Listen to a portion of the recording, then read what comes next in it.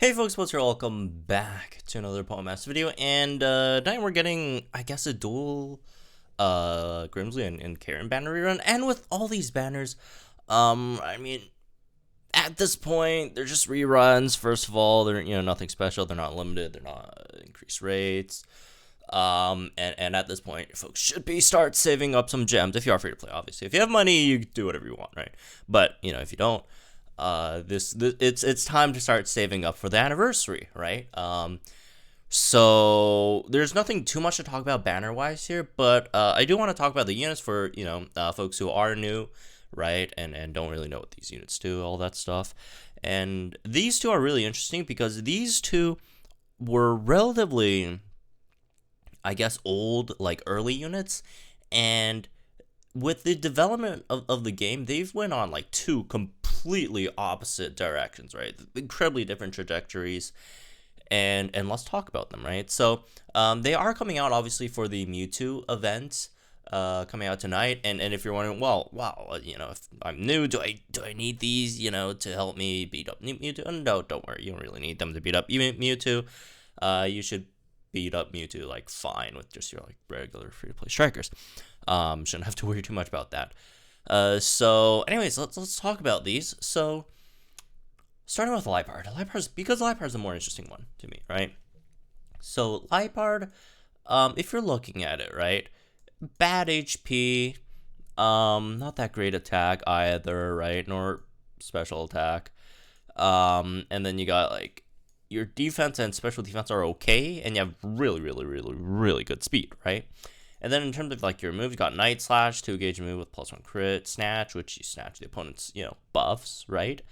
You got All or Nothing, which sharply raises your crit, and then drastically raises your evasion, and then drastically lowers your defense. And then you got Dark Pulse with a small chance to make a target flinch. 3-gauge move, right? But again, you have what? 140 special attack. So, yikes. And then your sync move, Card Shark Night Slash, increases if none of your opponent's stats are raised, right? So you want to snatch your opponent and then go for the sync move to do that extra 2 times damage, right? And then your passive can't get paralyzed.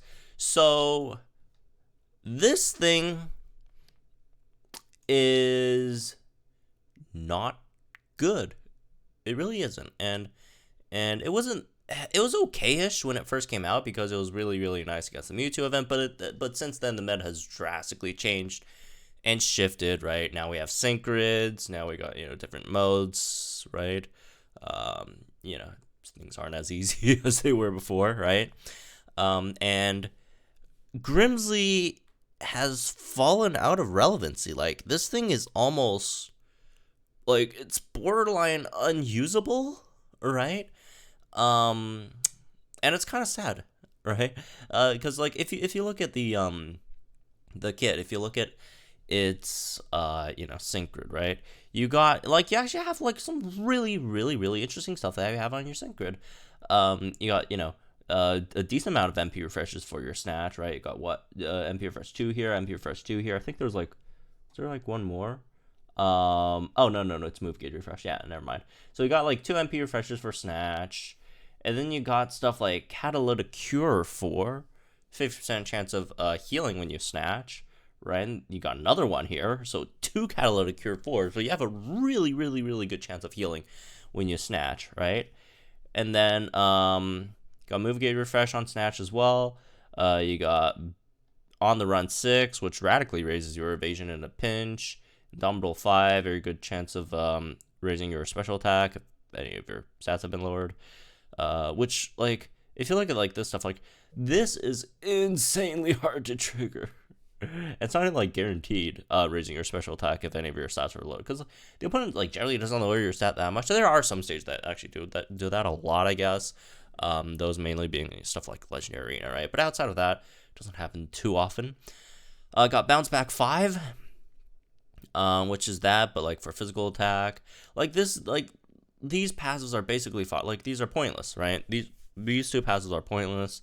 This is situationally usable, right? If you're in a pinch, you get +6 evasion, which I guess, like, if you don't want to use your trainer move, you could do that. Because your trainer move is actually it's Grimsley, right? Like his whole thing, like he's a gambler, big risks, big rewards. Although I'd argue his risk is very big and his reward is not that great. Right. Moving on to like some other stuff. Supercharger 2. This is okay, I guess. But again, like if you want to do damage to this guy, it's really not that good. Like his attack is not that great. Doesn't have any multipliers, right? And then his special attack also sucks. Like even more so. Like it's like almost 100 lower than his attack. And like think about your attack. You got 2 gauge move, and then your 3 gauge move is special attack, and then your special attack stat sucks. So you're not gonna be doing too much damage. Like you could do like some damage with their sync move, but like still like he's only doing damage with the sync move because you're a tech, right? It's not because you have good like offensive stats, because you don't. And then you got Snatch Propulsion 4, 50% chance of reducing sync move countdown by this is the pointless 2. Ridicule 2 is nice. I mean, 30% chance of healing when you dodge a move, right? And the whole thing about Liepard is it's an evasion tank, and I think evasion is severely underrated, right? I think it's really underrated because a lot of the people think, well, a whole battle, like I got like +6 evasion, and then I played the whole battle and I only dodged 2 moves. Yeah, dodging 2 moves is good enough, right? If you're dodging 2 moves, right? Say like do like a 300, 400 damage to yourself, or to your tank, and then you dodge those. That's basically like a 600, 700 damage mitigation, which is basically your like 90% of the units in this game, like their whole HP bar is not even that much, right? So even if you just dodge 2 or 3 moves in a whole battle, it's completely worth it. However, here's the thing with Grimsley. He is not that great because there's no safety, right? With like other evasion tanks, like stuff like Rabombi or whatever, right? If you dodge something, that's great, right? Like if you don't dodge it, where's Rabombi? Like if you like don't dodge it, you're still good because you have like 560 HP. You got 210 defense, 223 on your special defense. Like just in case you don't dodge it, you're not gonna get hit, extremely hard, right?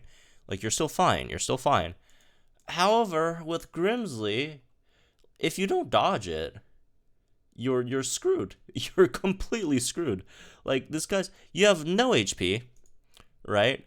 Your defenses, well, not terrible, are not anything crazy either. And on top of that, if you want to get your evasion up early, if you don't want to like go for like on the run 6, you can wait for you to go into a pinch. If you want to dodge it early, you have to use all or nothing. And if you use it twice, which gives you +6 evasion, you have like no defenses. You drastically lower your defenses. Like it would be okay if you're facing like special attackers, I guess. But if you're facing like physical attackers, like this is just like suicide. Like why are you doing this? Like why are you using him? Right? Like you give him like the lucky skill unbending, but even if you have unbending, again, this is not good defensive stats. Unless you also have someone else buffing, like giving you +6 defense. But then again, if you're doing that, why don't you just get like a good solid defensive tank instead? Right? Like this, what's his purpose? Like he could heal great on like Snatch. You take away your opponent's stat buffs, fantastic, right? You could heal on that, which is a very, very good chance of healing, which is great. But it doesn't do anything if you get one shot, right? Or if you already snatch your opponent's stats, like this is very, very unreliable. If your opponent doesn't buff their stats, it's useless. You can't even use it, right? And or if your opponent just doesn't even buff their stats that often, like if they buff them once and then you snatch them away, you heal up, and then if they just don't buff their stats, you get healed. You're sitting there waiting to just get roll over. It's kind of sad. I don't know. It's kind of sad. Like people clown on Nate, right? And again, deservedly so. Like, that guy's not that great. Like, at least Nate has like some uses as like a secondary, flying type striker. Like, Grimsley is just sitting duck. Like, again, evasion is nice, but like, you need something in behind your evasion just in case it doesn't work out, so you just don't get blown out, right? This guy is, I don't know. If there's some way to completely rework a kit, right? If they're gonna have like that kind of like feature in the future, if they have like a Syncret of Syncrets, right? Syncret 2.0, like, this is like the number one unit they should start looking at fixing, because this guy just does not fit them out. Like, oh, the other thing about Snatch, right? Like, in Master Mode, like, oh, if you want to pick up, Snatch,